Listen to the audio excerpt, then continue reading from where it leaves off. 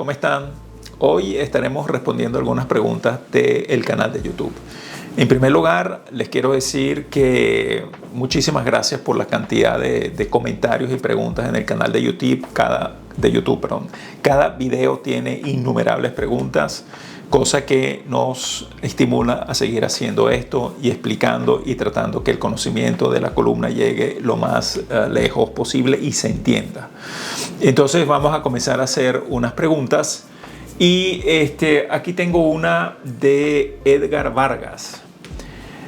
Doctor, un ortopedista me dañó mi columna, me hizo una cirugía exagerada, me colocó 4 placas, 12 tornillos desde la parte ilíaca hasta T10, dejándome en un 70% inhabilitado y con dolor crónico severo hasta el punto que he querido pedir la eutanasia. Mi calidad de vida ha cambiado por completo, no me hallo semejante. Doctor, quiero que usted me haga una cirugía que corrija lo que haya que corregir, así puedo tener una vida digna. Tengo 68 años, por favor, le ruego, deme su respuesta. Bueno, escogí esta pregunta un poco porque aquí estamos viendo un poco la otra cara de la moneda de la cirugía de columna. A esta persona le pusieron 22 tornillos, me imagino porque tenía una escoliosis o tenía una patología donde un médico ortopedista pues decidió ponerle los tornillos. Cuando uno pone tornillos en la columna, hay un porcentaje de pacientes que pueden quedar con dolor crónico. ¿Y dolor crónico por qué? Porque a veces cuando abres los músculos, cuando abres todos los músculos de la columna para poner los tornillos y los vuelves a poner en su sitio, a veces hay un porcentaje de pacientes, bajo, pero lo hay, que puede quedar con un dolor crónico. Por eso a veces cuando uno va a poner muchos tornillos, a veces uno tiene un poquito de temor o digamos de incertidumbre, porque ese pequeño porcentaje puede pasar y le pasó a este paciente lamentablemente. Ahí lo importante es que el doctor realmente que te operó, yo no he visto las placas ni he visto nada de tu caso, pero él hizo lo que él consideraba apropiado para ti, y si te puso los 22 tornillos, me imagino que eran necesarios para ponértelo. Pero lamentablemente caíste en ese pequeño porcentaje de pacientes que a veces pueden quedar con un dolor crónico muscular miofacial, y eso es complicado. Estos pacientes que tienen esto, yo les recomiendo que vayan para las clínicas del dolor crónico, y hay médicos especialistas para manejar estos dolores crónicos con medicación, y cada vez hay un avance importante en la medicación para dolor crónico de este tipo postquirúrgico o por cualquier otro tipo. Así que te recomiendo que vayas a una clínica del dolor a ver cómo te pueden ayudar. Aquí tengo una pregunta bien interesante que la persona está haciendo y me dice: ¿cuál es la diferencia real entre operarme con un sistema Metrix o hacerlo con cirugía endoscópica de columna, la que usted realiza? Bueno, esta es una pregunta bien interesante porque el Metrix y la cirugía endoscópica pueden sonar parecido, pero son cosas completamente diferentes. ¿Qué es el Metrix? El Metrix es un tubo a través del cual tú operas, lo que he puesto en mis videos muchas veces, lo que es la cirugía mínima invasiva tubular, que es la que yo, digamos, hacía muchísimo. Ahorita pues en parte estoy haciendo la endoscópica. Entonces el Metrix es un tubo, pero ese tubo, digamos, con la cirugía tubular normal, yo opero a través de unas lupas o un microscopio, pero el Metrix tiene una, digamos, cámara metido dentro del tubo. Entonces estás operando y con un monitor, porque ese Metrix o ese tubo tiene una cámara y esa cámara, digamos, te está enfocando lo que tú estás trabajando. Pero realmente es una cirugía tubular. A veces se quiere decir que eso es cirugía endoscópica porque tiene una cámara, pero no tiene nada que ver con la cirugía full endoscópica, la que estamos haciendo ahorita, y les voy a decir por qué. Esto es una cirugía video asistida, es decir, que tú estás operando con tus instrumentos de tubular, pero la cámara te asiste o te ayuda a ver mejor, digamos, tu cirugía. Pero no es cirugía full endoscópica. Eso es una tecnología, digamos, todavía se usa, pero eso comenzó hace muchos años atrás. Y yo les puedo decir, eso fue como en el año 2000 algo que salió el Matrix, eso era de Medtronic y en su momento fue una buena revolución, pero para mí eso quedó atrás, porque los nuevos sistemas tubulares son mejores que con un microscopio, con una lupa, mejor que el video asistido, porque además eso son cámaras ya, digamos, hoy en día obviamente hay Matrix con mejores cámaras. Bueno, hay gente que le gusta y que sigue haciendo eso, pero particularmente yo lo dejé porque ahorita tengo algo muchísimo mejor, que es la cirugía full endoscópica. Entonces el Matrix es cirugía video asistida, es decir, el video, la cámara me ayuda, pero esto es cirugía full endoscópica. ¿Cuál es la diferencia de la full endoscópica? Bueno, lo han podido ver en mi canal de YouTube, es que yo meto una cámara dentro de la columna. En el Matrix la cámara está en el tubo. Sí, se acerca a la columna, pero no está metida dentro de la columna. Entonces, en el endoscopio, que es ese tubo, en la punta está la cámara, con lo cual yo estoy adentro de la columna. Primera, digamos, diferencia a favor de la cirugía full endoscópica. Y la segunda diferencia es la irrigación. La irrigación es la diferencia en todo. En el tubular o en el Matrix, no hay irrigación continua. Tú estás trabajando y estás viendo si eso te sangra o no te sangra, eso tienes que limpiar, etc. Pero en la cirugía full endoscópica, como tengo una irrigación continua, esa irrigación me para el sangramiento, con lo cual puedes trabajar muchísimo mejor, la visualización es muchísimo más limpia y esa irrigación continua te permite trabajar mucho mejor y puedes hacer incisiones muchísimo más pequeñas. Entonces la diferencia es importantísima. Uno es un tubo que tiene una cámara, digamos, que te ayuda a ver. En cambio, ese es el Matrix. En cambio, el full endoscópico es la cámara adentro de la columna. El tubo es muchísimo menor. Trabajo a través del tubo y además la irrigación continua es la que yo creo hace la diferencia. Hace la diferencia en la cámara y en la irrigación continua. A veces es como difícil entender un poco estas diferencias, pero sí las hay.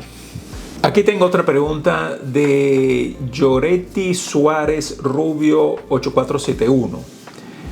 Ella pregunta sobre el video del bloqueo del dolor. Me dice, ¿la radiofrecuencia es mejor que el bloqueo?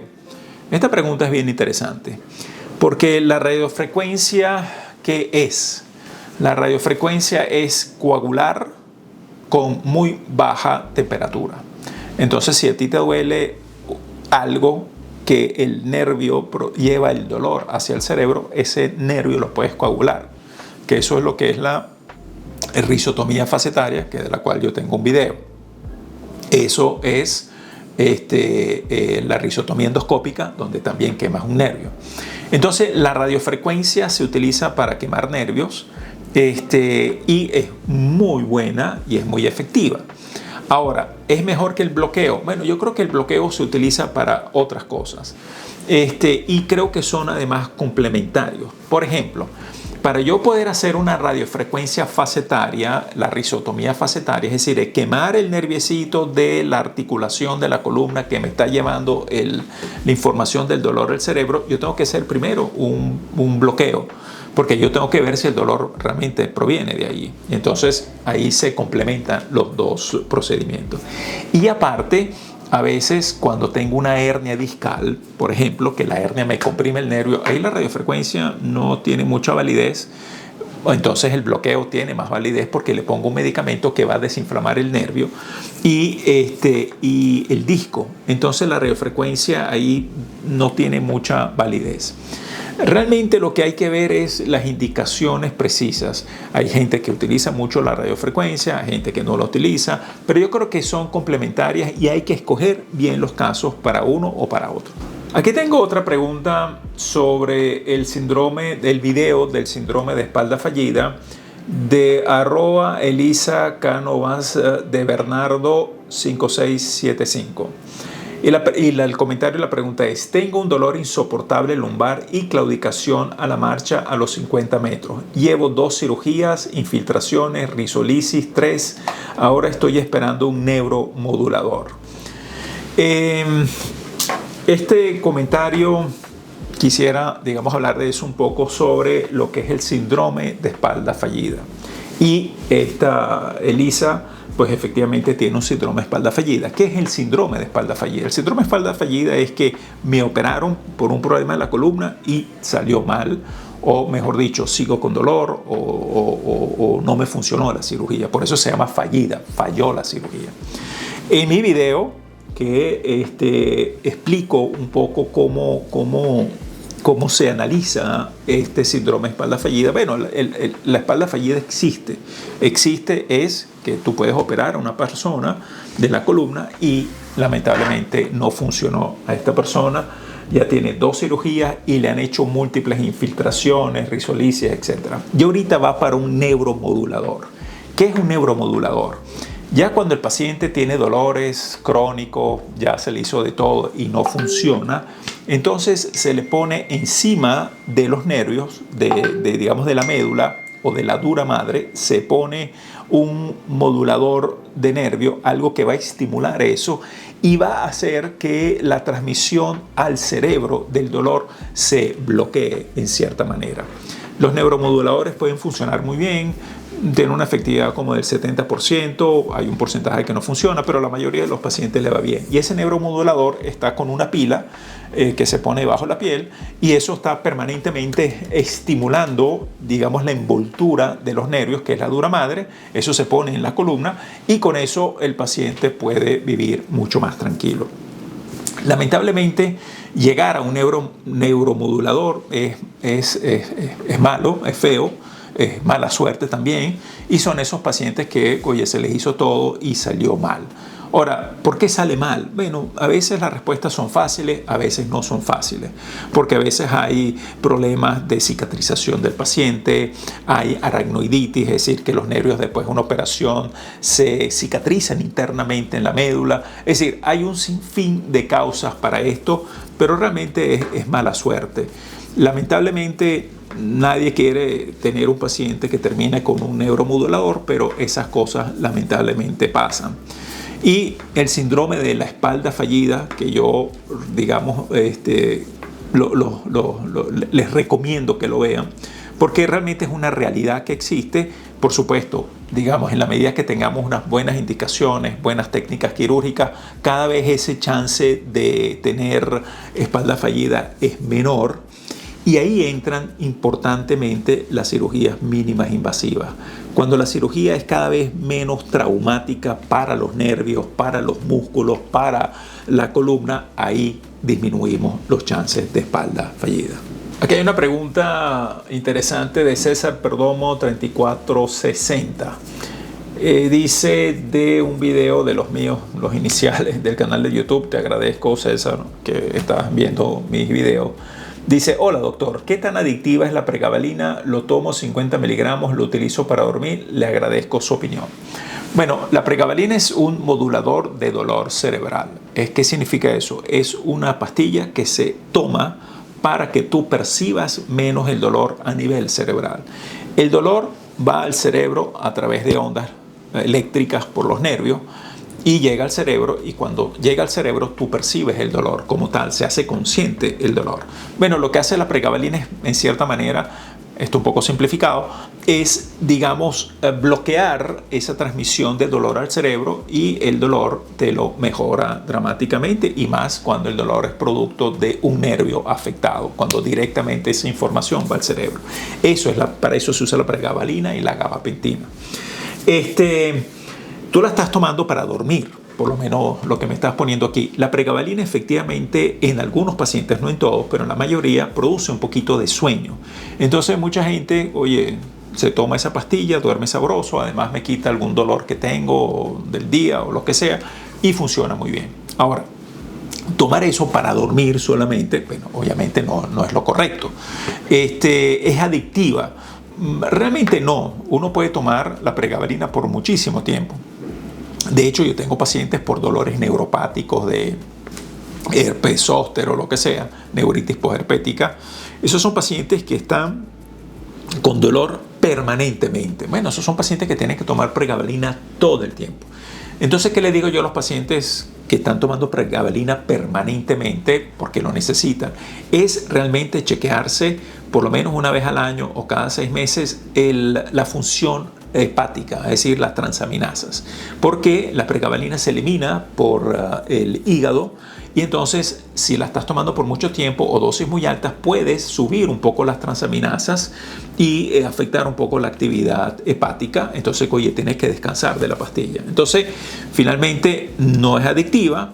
No te recomiendo que la tomes permanentemente para el sueño y, oye, chequearse el hígado periódicamente si uno la tiene que tomar de una manera permanente.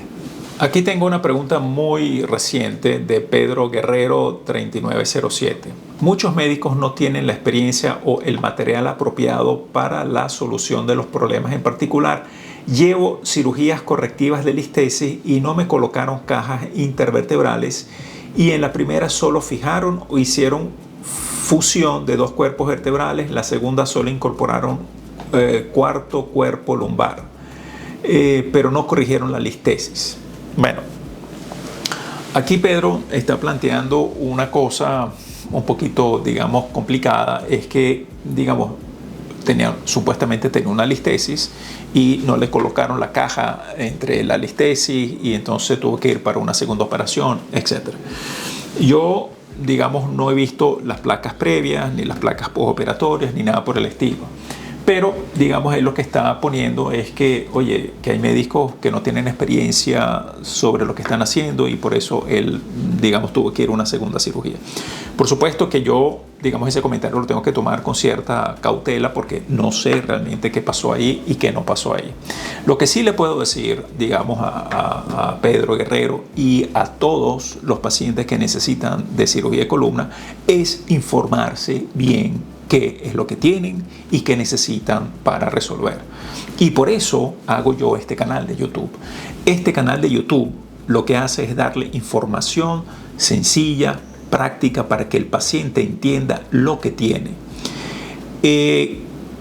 Cuando digo entienda lo que tiene, ¿a qué me refiero? Es que el paciente, de una manera sencilla, a su nivel, pueda entender cuál es la patología del paciente, por qué lo tengo y qué es lo que debería hacerse o qué es lo que suena lo más lógico. Nuevamente, uno no trata de que el paciente decida solo qué va a hacer, ni convertir a un paciente en, porque vea un video o lea algo, que se convierta, digamos, en un experto en eso. No, para eso están los médicos, para eso se estudia y para eso se tiene experiencia. Pero sí creo que el paciente tiene que saber de su problema de salud y eso es un derecho que tienen los pacientes y por eso nosotros los médicos tenemos que dar información clara y precisa para nuestros pacientes y de esa manera el paciente podrá tomar mejor sus decisiones.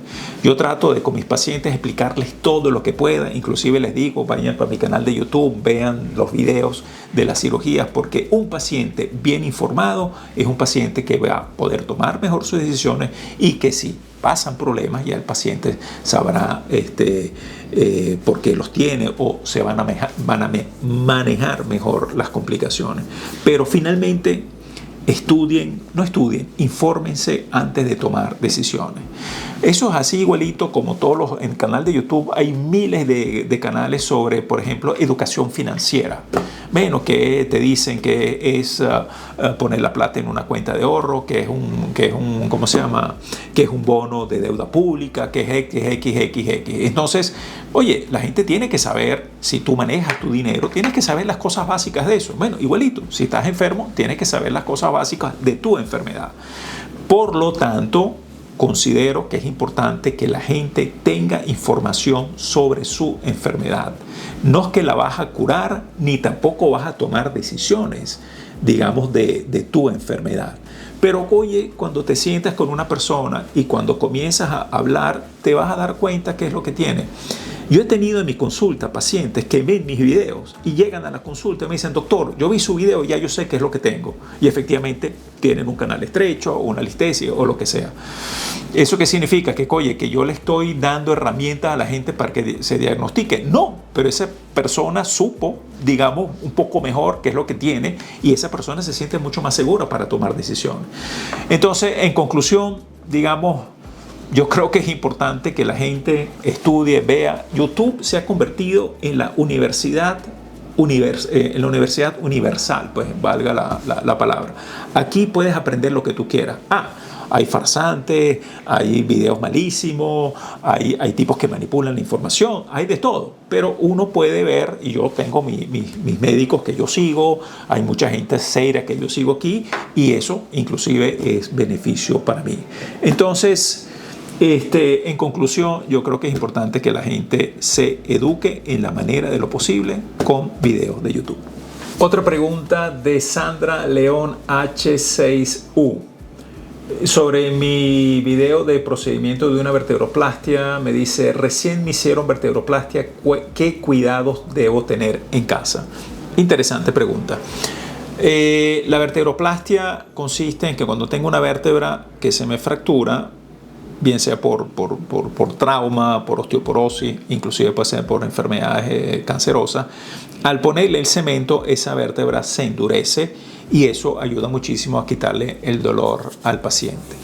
¿Qué cuidados debe tener el paciente? Bueno, si es un paciente que es osteoporótico y se le fracturó la vértebra por osteoporosis, el paciente tiene que tener cuidados de no cargar peso importante, de cómo agacharse, pero básicamente es el peso.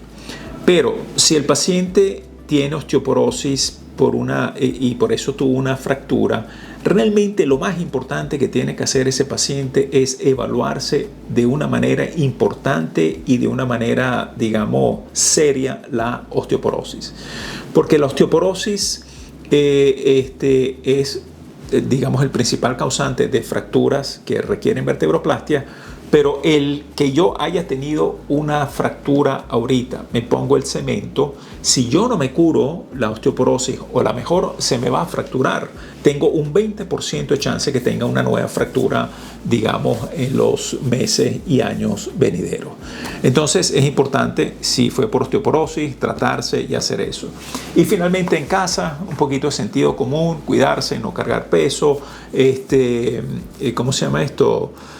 Por ejemplo, hay actividades del hogar que son pésimas para la espalda. Por ejemplo, cambiar las sábanas de una cama.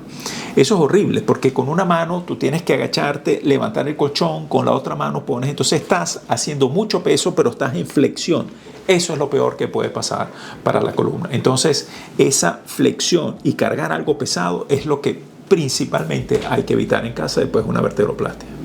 Aquí tenemos otra pregunta sobre mi video de los ejercicios para fortalecer la columna. Julián Rojo 560. Tengo 41 años y diariamente cuando me levanto tengo unos dolores muy fuertes entre la vértebra 6 y 8.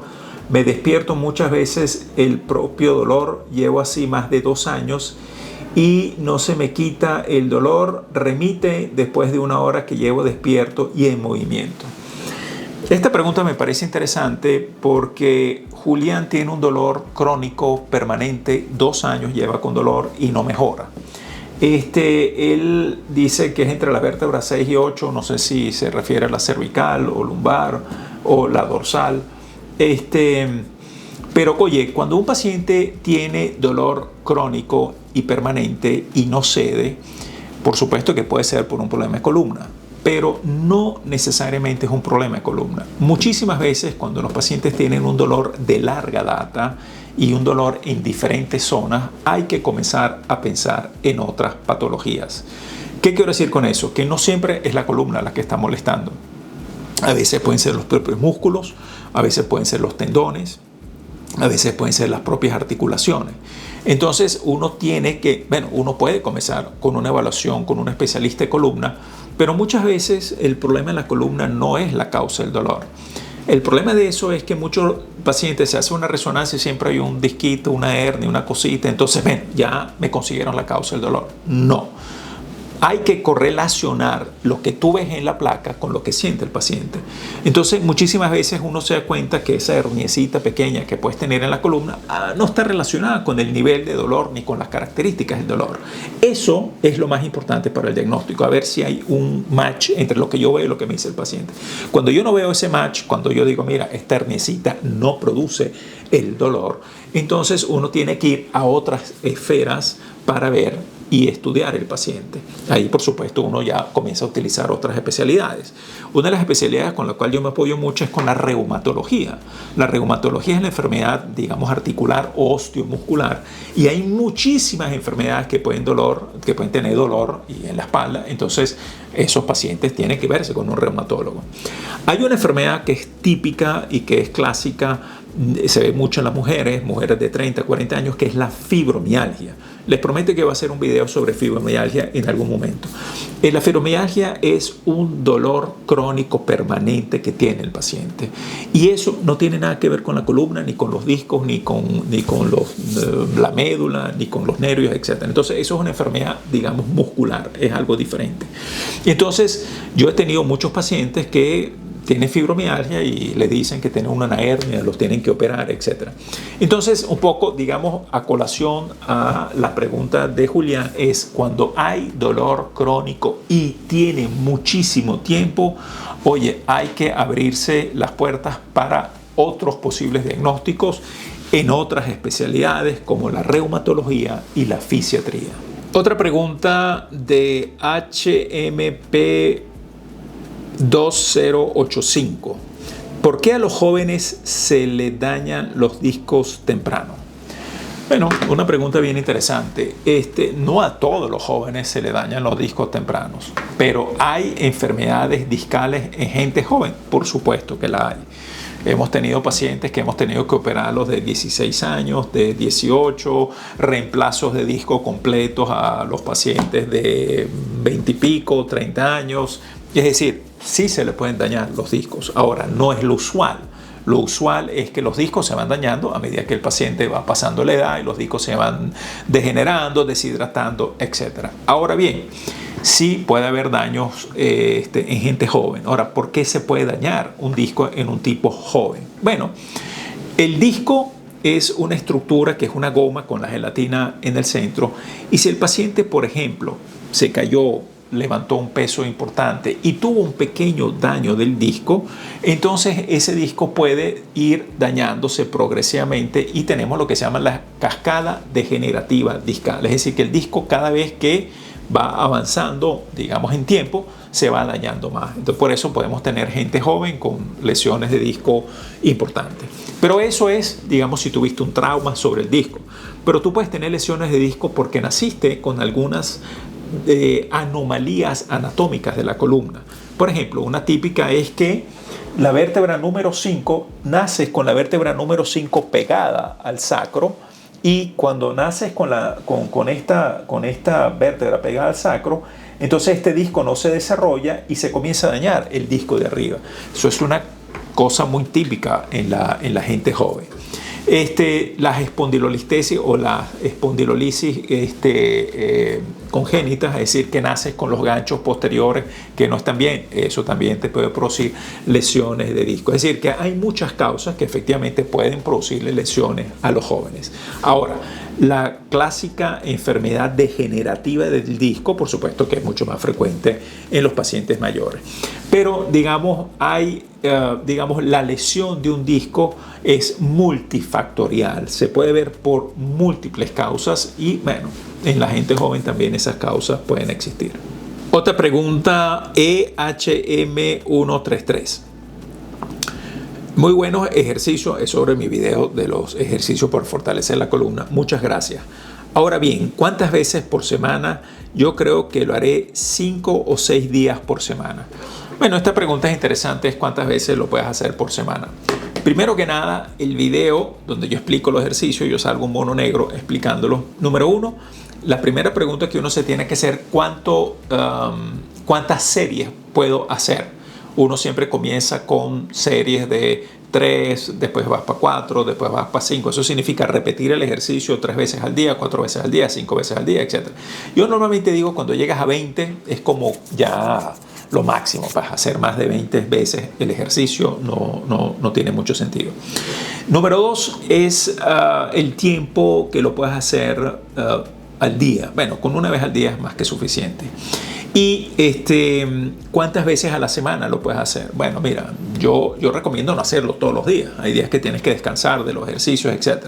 Entre 5 y 6 días es más que suficiente hacer los ejercicios. Yo creo que hacerlos todos los días, bueno, uno tiene que descansar, los músculos tienen que descansar. Así que, digamos, si uno lo hace 5 veces a la semana ya es muchísimo. Si lo haces 3 es buenísimo. Está bien, pero lo puedes hacer más. Pero 5 es como la cifra máxima para eso. Son ejercicios realmente diarios de mantenimiento de la columna. Otra pregunta sobre el video de la cirugía endoscópica de hernia discal de columna cervical, el video que recientemente hemos publicado. Gonza GNR2 pregunta: si la hernia es central y hace leve contacto a la médula, ¿también se puede aplicar esta técnica? En mi video, y hay otro video que yo explico que se lo pueden ver, que es la cirugía cervical por vía posterior, que lo hago por vía tubular. Ahorita lo estoy haciendo por vía endoscópica, que es una mejora dramática para los pacientes. Tanto la endoscópica y la, ¿cómo se llama esto? Y la tubular se hace para patologías laterales. ¿Por qué? Porque la médula está en la mitad. Entonces son hernias que están como lateralizadas a la médula para no manipular la médula. Entonces, hacer una hernia central por vía endoscópica posterior, estamos hablando de posterior del video, no está indicado. En esos casos realmente está indicado hacerlo por vía anterior para no manipular la médula. Entonces, en las hernias centrales es preferible hacerla por vía anterior. Quitas el disco completo y lo sustituyes bien sea por una caja o por un disco artificial. De hecho, hay un video donde yo explico, digamos, cuál es la diferencia entre una y otra. Pero en conclusión, las hernias centrales se hacen por vía anterior. Aquí tengo una pregunta sobre mi video de disquitis, que son las infecciones en la columna, de José Romo DR Simitrio. Y la pregunta o el comentario es el siguiente: hoy me acaban de diagnosticar enfermedad de Pott, que es tuberculosis vertebral. Hace una semana me hicieron una descompresión medular por laminectomía en T5. No puedo caminar ni mover la pierna derecha. Tengo miedo. ¿Qué hago? Saludos desde la Riviera Maya, México. Bueno, José, en primer lugar, tienes una enfermedad que es la enfermedad de Pott, que es el disco que se infecta y esa infección va para la vértebra. Y te hicieron una laminectomía porque la médula a nivel de la vértebra T5 es más o menos en esta zona. Esa enfermedad de Pott probablemente hizo que la vértebra colapsara y que se comprimiera la médula. Y entonces por eso tienes el problema que no puedes caminar bien y no puedes mover la pierna derecha. Y te hicieron una laminectomía. Un poco ahí, ¿qué puedes hacer? Bueno, ya hiciste lo que hay que hacer. Es descomprimir esa médula para que esa médula se pueda recuperar lo mejor posible. Entonces la pregunta es, ¿y me voy a recuperar? ¿Y cómo me voy a recuperar? Todo eso depende de los tiempos quirúrgicos y el tiempo que el paciente tenía el síntoma previo a la descompresión. En la medida que el síntoma dura mucho tiempo antes de la descompresión, en ese momento cuando tú haces la descompresión ya hay un daño como que definitivo y las recuperaciones realmente no son buenas. Si el tiempo es menor, es decir, comencé a no caminar bien y me pudieron descomprimir rápidamente o en un tiempo, digamos, corto, ahí las recuperaciones son mejores. Entonces, número 1, depende del tiempo que comenzaron tus síntomas y el tiempo que te operaron. Número 2, la recuperación también depende del tiempo que, digamos, te tomas para recuperarte. Una pregunta que me hacen muchos pacientes es: doctor, tengo este problema, ¿en cuánto tiempo me puedo recuperar o puedo retomar mis funciones para caminar, etcétera? Digamos, cuando hay compresión de los nervios. Es una respuesta a veces un poco difícil de dar, pero no hay respuestas antes del año. Es decir, hay que esperar por lo menos un año. Hay trabajos científicos que inclusive la actividad eléctrica de los nervios se recuperan en muchísimo más de un año, año y medio. Entonces hay que esperar bastante tiempo para ver si uno se recupera. Pero es importante que en ese tiempo el paciente haga muchísima fisioterapia y rehabilitación, que es mantener la musculatura lo más activa posible para que cuando el nervio ya comience a mandar ondas eléctricas, oye, exista un músculo que las pueda recibir. Entonces, no puedes hacer nada sino hacer muchísima rehabilitación y fisioterapia, y desde el punto de vista médico ya hiciste lo que tienes que hacer. Aquí tenemos otra pregunta de Maidi del C. Pérez 6966 y ella pregunta: gracias doctor, ¿cómo se llama la vacuna aquí en Venezuela? Excelente explicación, es sobre el video de la neuralgia posherpética. Hay una vacuna clásica que siempre la ha habido en Venezuela, que se consigue de toda la vida, bueno, de toda la vida, de hace años atrás, que es la vacuna que siempre se ha usado aquí. Honestamente no recuerdo el nombre, pero la vacuna que hoy en día se está usando es la vacuna Shingrix. Esta vacuna es la vacuna recombinante del herpes zóster. Es como la misma tecnología que se utilizó para las vacunas del COVID. Esta es una vacuna que obviamente tiene muchísimo más tiempo de evaluación y ¿cómo se llama?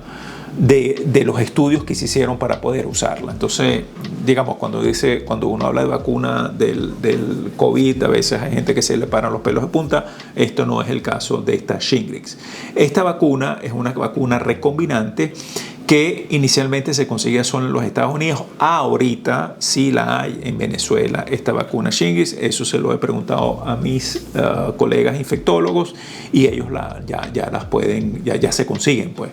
Entonces, ¿qué recomiendo yo? Que hables con un infectólogo, un médico que, digamos, un médico infectólogo, digamos, al cual tú quieras ir. Si quieres algunos nombres, yo te los puedo dar.